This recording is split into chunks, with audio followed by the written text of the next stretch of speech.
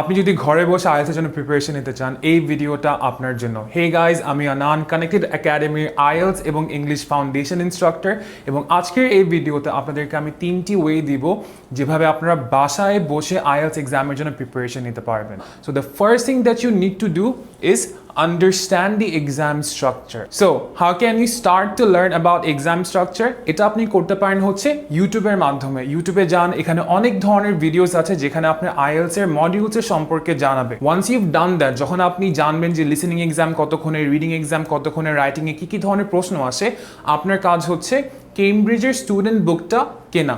মোর specifically Cambridge 10 থেকে Cambridge 19 পর্যন্ত আপনারা বইগুলো কিনে বাসায় প্র্যাকটিস করবেন।